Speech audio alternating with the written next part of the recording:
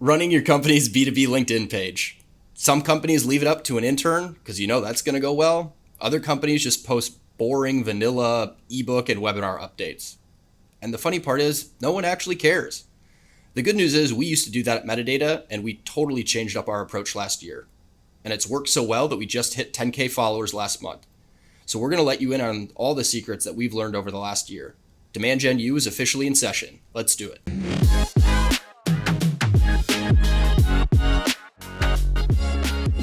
We're bringing Justin Simon back because he is actually one half of the dynamic duo who made a lot of this happen once he joined Metadata last year. So Justin, I'm actually pretty pumped about this because this is a pretty timely topic for a lot of B2B SaaS companies out there. Yeah, this one will be a fun one. It's not something that people typically do right, and we're learning as we go, so it'll be a fun one to talk through.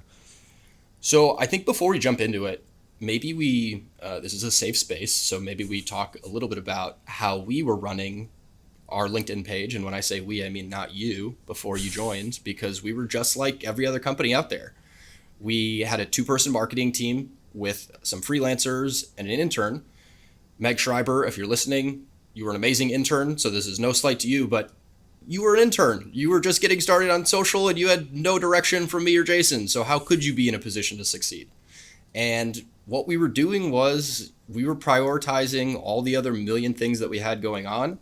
And whenever we had content to promote, we said, hey, Meg, go promote this. And it did not sound like the same metadata that you were listening to on podcasts that we were on. We didn't have this at the time, or what our website sounded like. And it just sounded like two totally different personalities.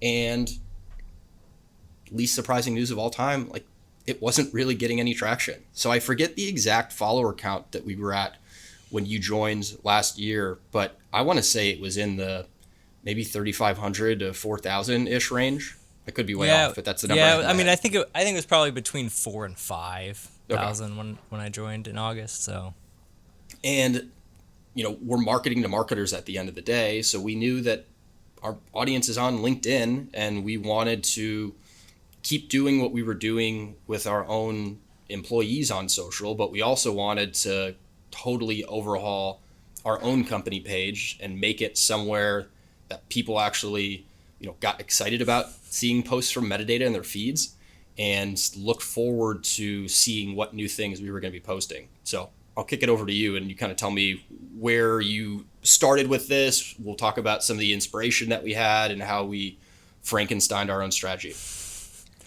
Yeah, Frankenstein in it is what we do here. So yeah, no, I think when I came on, the biggest gap was consistency. So you guys had just hired Katie, who was doing freelance, but it was very, at least because I think she probably came on like a month before I did, or she right started. Around a month. Funny enough, I was just with Katie last night. She was in town in Chicago, so we were prepping a little bit for this episode over some beers and laughing about the state that our social accounts were in when she picked them up. So she started July of 2021. And from, fun fact and kind of embarrassing fact, from May to July of 2021, we didn't have anyone touching the company page. So we were legit radio silent while we were trying to get Katie on board. So good context. Yeah, totally. Because even before I started, I was obviously, as somebody does, but especially for my role in content, it was like, okay, like what is the current state of things on social? How often are they posting? What are they posting? What are they trying to do with it? And the stuff when you guys were posting was good. It was solid, good, decent interaction for the follower count. But it was just so inconsistent. It was very hit or miss. It was like 3 in a row, and then radio silence for 2 weeks, and then 1, and then radio silence, and then 2. So, I mean, table stakes for anybody who's trying to get started, but consistency is so key. Being able to show up every single day on social, whatever channel you want. For us, it was LinkedIn, obviously, but that was our goal. That was the first conversation I had with Katie. Was like, hey, I don't even care necessarily if we're posting our best stuff right away or exactly where we want to be, but we have to show up Monday through Friday in the feed when people are, in their work environment doing LinkedIn and doing other things like that. So that was step one for us. We are all about consistency, and Justin's heard me say this before. I care so much about consistency that you can be consistently bad. I just want you to be consistent. I hate the inconsistency because that's what I notice when I'm looking at other companies and how they run their social accounts. So that was a huge win for us and really you and Katie when you were first getting us started out. Yeah, and I think part of it too is, you had mentioned it even early on, like some of what you were asking the intern to do is like, hey, when we have content to promote, can we do this? And that's maybe an older mentality of social, especially LinkedIn, is like, and I think we probably still struggle with that a little bit of like, hey, we want to promote this thing, so that means we're going to put a social post out for that specific thing. And I think there's a time and place for that, but that can't be your social strategy. Your social, your LinkedIn strategy, if you want to grow and get people to follow, can't be attend our webinar. Hey, did you know we have a webinar? Hey, this Thursday we have this thing. Hey, did you sign up for our newsletter? Hey, it's all so internally focused.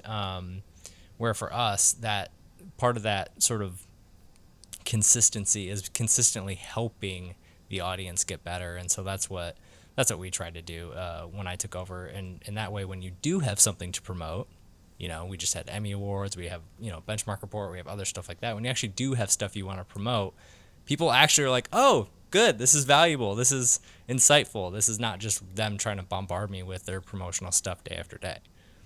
Yeah, and that was a huge adjustment for me too because and we'll talk about inspiration here in a little bit, but I always just thought that, hey, it doesn't always have to be a webinar, but if you have a piece of content, whether it be a blog post or some sort of, guide that you're releasing or whatever it is, you're constantly asking somebody to leave the platform that they just opened up, Mm-hmm. whether it's on their phone or if it's on their computer. They want to stay in LinkedIn the majority of the time. So I had to learn, okay, if we're not going to be asking them to do, you know, that and leave the platform, how do you still get them to consume their information? And that was something that you really schooled me on, and we hadn't done anything like that before. Yeah, totally. The mentality for me is I want them to be able to get value within the feed, and be able to actually get, and value is, value, right? Like provide value. So heavy air quotes for anybody who's not watching, but that can mean different things. That could mean entertainment value. That could be educational, inspirational. So we try to hit all these different ways with our content to where we're not always like, if you follow metadata on LinkedIn, you're not always just going to see memes. You're not always just going to see how-tos. You're not just always going to see videos. You're going to see a mix, and we do that on purpose, to test different things on our end, but also provide different types of content for people who are following us. And I think that what you said is key. Like the way people consume content now is so different. Um, you know, to think that you're going to get somebody to go off to a blog. I couldn't tell you the last blog I went off from social to. I don't think I could tell you that. I can't tell you. I'm You thinking know, hard right now too. and even and honestly, even on our end, like we promote a podcast episode, but we put a video in there with a snippet that's helpful because my expectation is not that people are necessarily going to go like from that moment go listen to the full show, but maybe they've got their phone right there and they'll just, oh, I'll download the podcast so I can listen to the next episode or something like that. It's a much longer term game, and that's, I mean, we could talk about that too, but social media, especially LinkedIn, it's not, the expectation should not be you're going to post this thing and get 1,000 registrants or a bunch of downloads for your ebook or whatever. So there's a couple things that you mentioned that we'll get to in a second, but the first thing that I want to talk through is inspiration. So I think where a lot of B2B companies who realize that, hey, the way we're doing social on the company page right now is not what we want to do, let's change it up. They immediately try to be the next Wendy's or, some hilarious B2C brand. And is it funny? Yeah, that those companies have full blown operations running those things. So to think that you're going to be the next Wendy's in B2B, I don't think really is the the best jump to make. So what were some of the B2B companies that you looked at? And I'll share some of mine too for inspiration when we were first getting this thing restarted. So maybe I'll let you jump in with B2B after I go, because I honestly I don't think there's a ton of B2B companies that are crushing it as far Hmm. as like company pages. It's really few and far between. There are very few companies that I follow Yep. on LinkedIn, and I think that's a whole other conversation as well. But I looked at like what types of creators that I was following on LinkedIn, like what type of content do they put out, and again, it's a little different because it's a brand or things like that. Um, but that's where I went was Hmm. what are the things? It's really kind of the basics of social, but what are the things that make me stop when I'm scrolling? What are the things that I'm interested in? And again, I'm not always the audience. We are marketing to marketers, but it's a Hmm. different type. But general rules like what am I looking to get out of it, and that's what I was looking for. I wasn't necessarily looking at what other companies are doing because so Hmm. many of them do it bad. I was Yeah. just looking at like, Yeah. Yeah. hey, Yeah. what are like the best LinkedIn creators doing right now? And it was like consistency, different types, consistent messaging, hitting the same stuff all the time. It's all like those nitty gritty things that could transfer over to a B2B company, and those are the things that we started doing when I took over, which is like consistent. We're only going to talk about X amount of topics. We're not going to talk about everything in B2B marketing. We're going to talk about these niche things in B2B marketing and that type of stuff. It's a way better answer. I would say the companies that I looked at, Gong obviously is kind of the North Star for a lot of what we do, but I think especially how I mean, their company page is over 100,000 company followers, which for a B2B SaaS startup is Crazy. insane. I would say I also looked at, Dooley to a degree and what they were doing and just how they found balance. And then I was also looking at some of the communities that are out there, specifically it was then DGMG, it's Exit 5 now, but just what are the types of things that he's posting on that page? Because his Exit 5 page, I want to say, is north of at least 50,000 followers right now. So I never want to just look at a single B2B company for anything in marketing, not even just paid social, and be like, that's what I want to copy verbatim. And it's just exactly what they're doing. But I do cherry pick things that I like from different B2B companies. And to my Frankenstein comment earlier, Frankenstein our own strategy.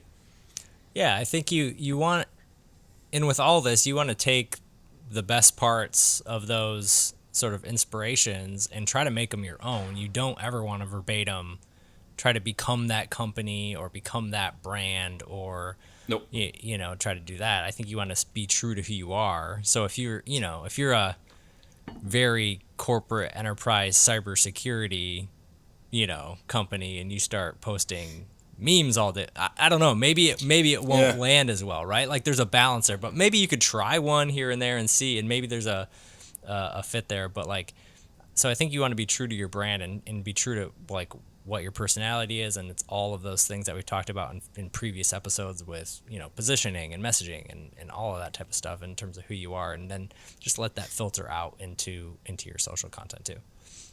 I love it. So the next thing that I want to talk through is you've got kind of this idea of how we want metadata to come across on our company page. Now, what are the types of things that we first started to test out to see what works? Because your meme comment, I think many companies just immediately assume that, hey, we want to be Wendy's and we don't have the people to do this or the creative team to do this. So let's just start pumping out memes. And I love memes. I think you love memes, but you can't get by on memes and memes only. Like there's got to be some balance to it.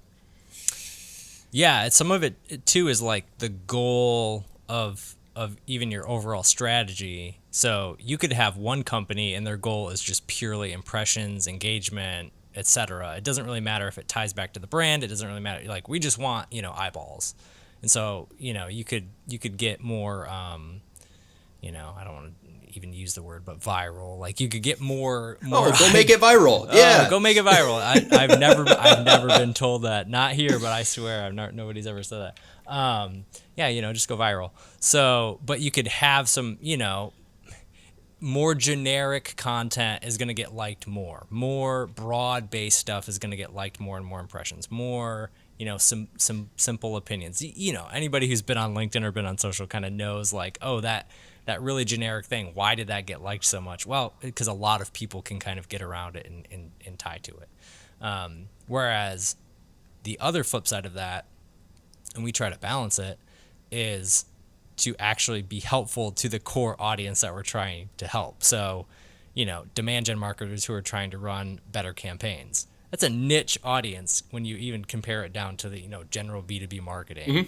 Mm-hmm. And so that limits in some ways what we can say, but that also means when we do have something to say that is actually super helpful to that group, they love it because it's like, oh, that, and it might be a smaller finite group, but if you get 4 to 5, 6, and then the more you add, the more people that end up liking that, there's more impact there because it's, oh man, metadata is super helpful. I might not even be using them yet, but they've just been dropping so much helpful content in my feed. What do they do? Oh, they do that. Oh, they do that. So I got to get on the phone. That's the ultimate goal for me, is like just to drop so much helpful stuff every single day that eventually somebody's going to be like, all right, I got to see what they do. I mean, that's the name of the game. That's exactly what we're trying to do. And I think we've talked about it on previous episodes, but whatever the made up stat is of 1% of your market is actively in market right now. Mm-hmm. It's how are you trying to build relationships with your future customers at scale, well before they're ready to buy, so that whenever they are ready to buy, they're not considering anyone else. It's metadata and metadata only because they've been fanboying and fangirling for the last, 6-12 months. And when they're ready, they're ready. Yep, totally, 100%. Yeah, and some of that too just comes down to, again, I'll beat this drum all day long, but if you come out of this with one thing, it's consistency. So it's showing up every single day with that value, so that they don't have you're not forcing people to look you up in any way. You want to be proactively getting in front of your audience. However, that in this instance we're talking about LinkedIn, but you want to be proactive in getting in front of them where they're at, so that they don't have to think in the morning, I've got my cup of coffee, let's see what metadata's got going on. They just get their cup of coffee and there's metadata. We're already there. So that's kind of the goal. Yep.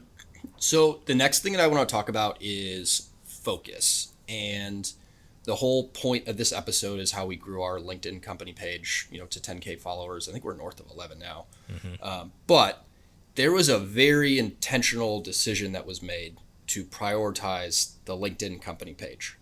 We have a Twitter account that I looked the other day because I needed to update the new logo. And I think we last posted, I think it was over a year ago. We've never posted since I've been here on Twitter. Yeah, I think it was when we redid the We might website get there. in April of 2021. Don't quote me on that, but I think it's pretty close. We've got Facebook. We don't have an Instagram right now.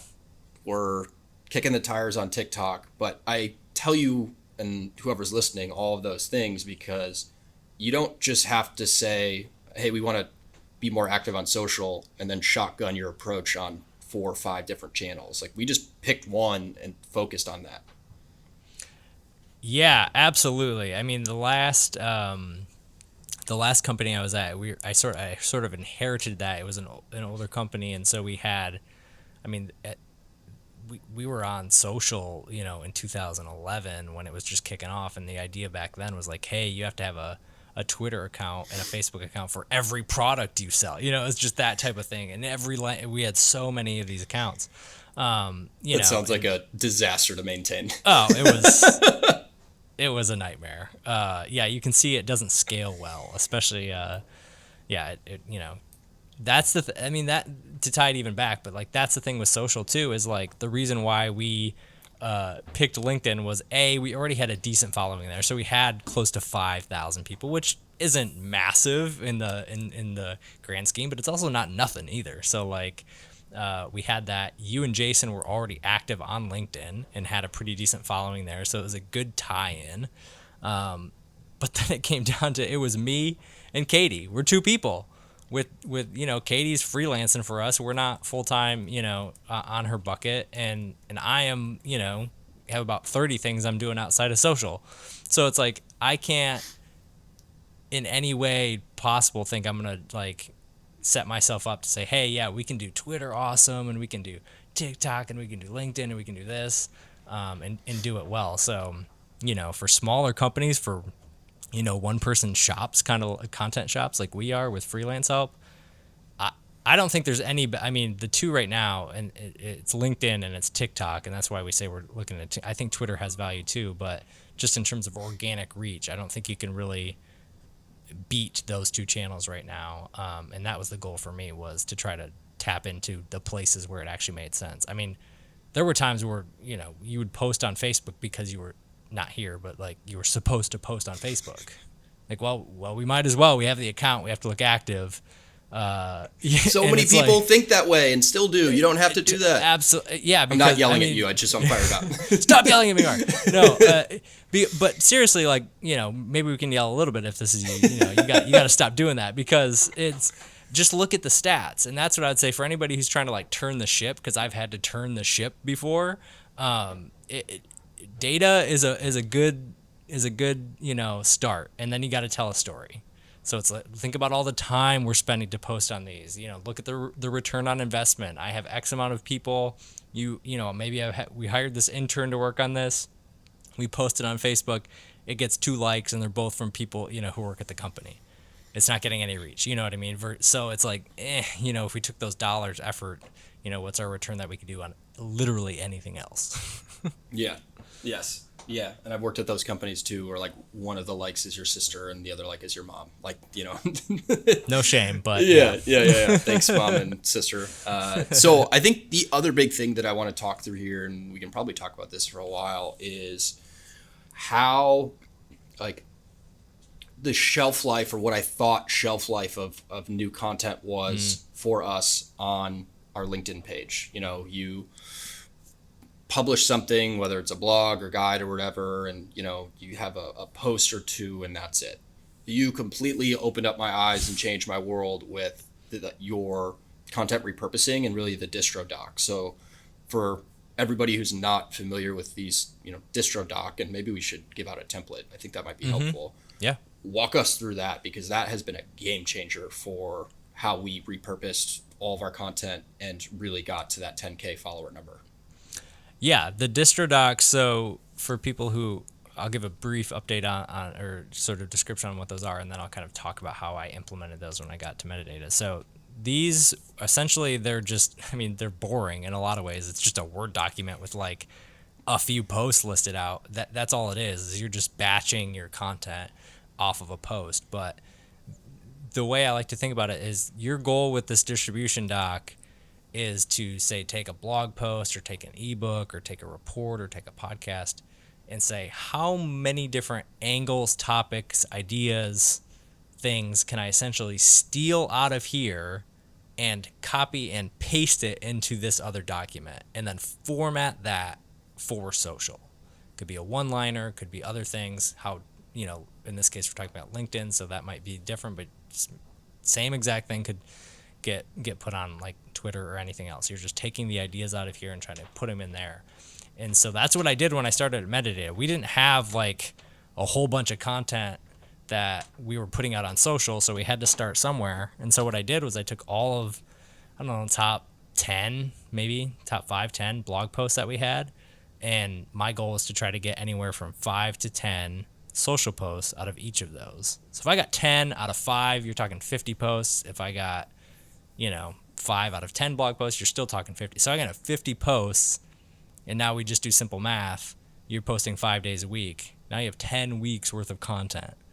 So like that's just kind of the math that people can do and say, oh man, we actually have a lot. So, if you're trying to figure out how to even start with consistency, like take some time, batch out all your content, spend some time writing out these social posts. You could do them in different unique styles. You could, maybe one's a meme, one's just a straight up text post, maybe one's a video and one's a text post. I think that's the other thing too, is like, you can hit the same idea, the same topic, the exact same almost wording, and just have it in a different format. Maybe one's an image, one's a video, and one's a text, and you're dripping those out at different times. So like, it really is a massive sort of almost never ending options there. But that's what we did. Katie and I sort of set up this rhythm where we were releasing one blog post a week, and before we even released the blog post, we had a distribution doc written for it. And so we had 5 to 10 social posts that were already written, so we could, if a blog launched on Tuesday, we'd have a post ready on Tuesday, post ready on Thursday, and then they'd start posting the next week too, and they'd just keep kind of going on from there. So you were always talking about those same topics. It wasn't just like, hey, we launched this blog, go check it out, and then radio silence for the rest of the year. And you preface it by saying the distro doc is boring. I don't care if it's boring if it nets out to that. Like sometimes Yep. you need boring and you need process to get to that consistent output. So don't sell yourself short. So I guess a question for you then. We've been at this for 10-ish months now, maybe a little less. What have you learned? Like, give me your top 3 learnings from running this social operation for the company page. Like maybe some of the things that you had hunches on and you were right, or maybe some things that you had hunches on and you were just so off. This is a safe space. So I just want to share, what are some of the things that we've learned to get to 10K followers? Yeah, I think so. One that we haven't talked about, but is actually super huge, and it's not something that I do a ton of, is engagement with your posts. So like Katie will go in and engage as metadata on LinkedIn with our posts, with other posts where we're mentioned. That's a huge thing because then metadata is showing up in your feed in different ways. You're actually getting a response. I mean, how many times have you commented on something and just heard nothing, either Oh back God, or even, a you lot. know, a lot? And sometimes it's just like all you need is like a like on that. Oh man, they liked my comment. Good. But if you can go that extra step and like actually respond, Katie does an awesome job. I'll shout her out again here. Like respond, you can respond with a GIF. You can respond with a little image. You can, you don't have to just like say, oh, thanks for your comment. Like you can actually spend the time and effort to be able to do that. So I think that's a huge learning that I've had is like it's one thing to post, but then like also get ready to like engage with your audience and like try to build a little bit of a community within the LinkedIn comment section as well. So that's one thing. The other thing is don't be afraid to try different styles and different types of posts. So I think we have probably tried everything that's possible. I'm trying to think if there's something we haven't necessarily tried. I'm sure there are, but like we've done carousels and we've done different types of carousels. We've done videos. We've done different types of videos. We've done memes. We've done GIFs. We've done standard text posts. We've done graphs. We've done all these different types of things. And so I like to just kind of view it as like a giant experiment because you'll never really just when you think you have something figured out, something changes or one thing we never did polls. I just want to throw that out there, Mark. Oh no, that was a rule. That was a rule, and that was a mandate from me, the top. We're completely against polls. I don't care anything about that. There were. We weren't gaming the system. I'm glad that I'm going to get on my soapbox for a second. I'm glad that period of time is over because there was a time where all you saw on LinkedIn was polls, and somebody even came up with a Chrome plugin. It probably wasn't super secure. That if you installed it, it prevented you from seeing polls in your feed. And I used it. It was amazing. It was a great time in my life, and I'm so happy that polls are over. But yes, you will never see a poll on our metadata account, and that's intentional. So yeah, so that is one I know we didn't do.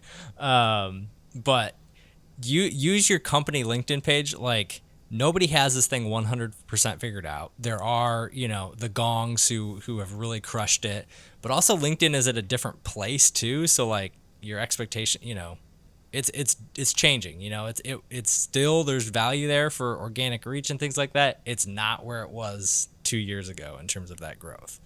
And so like if you think you're gonna try to like hit 100, like that'd be awesome. But like I also don't think like numbers should be your goal. Like we didn't set out this year to necessarily say we're gonna go hit 10K this year. We set out and we went way down to the micro of like, can we post 5 times a week? Like, and then Consistency. Yeah. and then just be consistent from there. But like, and also, yeah, we're trying different things. Like for one of the things we're also trying is different times that we're posting. So does 8 a.m. Eastern work better? Does 11? How about at night? And so we've tried different things in different times. And again, it's all kind of gut feel on some of that stuff. And some posts just bomb. I think that's the other thing I'd say too. Like if you throw something out and it bombs, that's the best thing about social media. nobody's going to remember and nobody cares. It's moving on to the next. It's not like you're so like don't feel like you have to like put all this effort in and then if something goes, you have tomorrow, you have tonight, you could post another one. And that's something we're trying to do now is actually we're starting to move toward posting like 2 or 3 times a day spread out to try to just get more out there because we have so much content that we're trying to push, but also just trying to be there at different times that people are using the platform. So that's 2. And then 3, if I had to come up with a third, You're not getting out of this. I'm a rule of 3 guy. You gotta get a you're a third. rule of 3 guy. That's okay. I like it. We touched on it, but I think you have to treat LinkedIn as almost as a publishing platform and not a promotion platform. So we think of LinkedIn 90% of the time as a place to publish our content where people can go off and see it. And probably 10, maybe even less as like a promotional place for us to show off stuff. So, and I'm very sensitive to that balance because look, we all have those things we get tugged in and we haven't even touched on like internal, not politics, but just asks and things like, hey, can you Oh guys God, post this on social? that's Hey, a like therapy session. Yeah. it's a whole other ballgame. So like, just be aware that we totally get that. There are like, whole other factors in that, but balance it and let people internally know like this is the goal. This is what we're trying to accomplish. So when somebody does ask like, hey, can we promote, this award or can we do this or can we do that? I think a lot of, we go back to the B2B stuff, like who do I watch? Like you look at B2B, that's all it is. It's like, hey, check out, we just won this award and then they get like 100 likes, but it's all the employees and their employees' families that are like liking it, right? Like as you would, it actually doesn't provide any value to the audience. And so like that would be number 3 is definitely view LinkedIn as a place to publish content. And if you can think about how do you publish little micro bits of content every single day, you're going to be way better off than just trying to promote your stuff.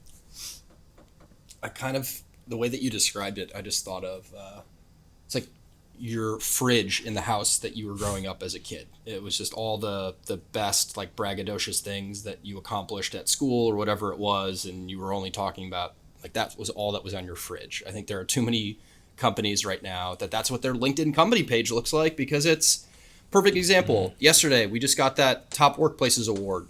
I don't even think we had a post about it. We got it. It's not something that we're trying to shout from the rooftops just because we don't need to always do that. But, it's finding the balance between that because if you're only doing that, then I'll just unfollow the company page and then you've lost totally. somebody who's in your audience that you truly were trying to get the attention of. Yeah, and again, it's all trying to because any piece of content can be hit at for a different reason. So like we were named one of Inc.'s best workplaces. We actually did post it. We posted this morning. But the reason shows you what I know. So Mark, come on, get on it. Don't you know everything we post? So yeah, we post that, but that's not necessarily. It could be actually for people in our audience who are customers or potential customers, just so they know like, hey, this is a great piece of work. It's also a great hiring tool, and that's another piece of social is like, there's different reasons and avenues to use it. It's finding that balance and trying to make it more cohesive because you don't want to like swing the pendulum one way or the other, especially on LinkedIn, because that's the thing. LinkedIn is not Twitter. You cannot post 12 times a day and the feed just keeps running. Like it works differently. And actually you can get downgraded if you're trying to post a ton, which seems, weird, but yeah, so I think like there are different audiences, different reasons you post different things. And so it's just trying to find those balances and then just keep an eye on what's working and what's not. If something's working, lean more into it. If something's not, maybe push back a little bit and don't post so much like that. All right. We'll edit that part out. We had the Emmys yesterday, so all I knew was the Emmys and making sure that went off unhitched. And it did, thankfully enough. But I love it, man. Well, I think that was probably a perfect ending to the episode just in terms of what we've learned over the last year or so. We probably should do this again maybe a couple months from now and just see some of the stuff that we're going to be testing out, what's working, what's not working, and sharing that for everybody else. But pumped to have you on again, Justin. As always, great convo, and I learned a whole lot, including what we posted this morning that I didn't know we were posting about. Love it. Yeah, and for everybody, we'll plug like, hey, follow us on LinkedIn at Metadata.io. Like we do try to post helpful stuff and try to make it fun. And if you have questions or comments about the show, feel free to throw it in there. We do look at them every single day, so that'd be awesome.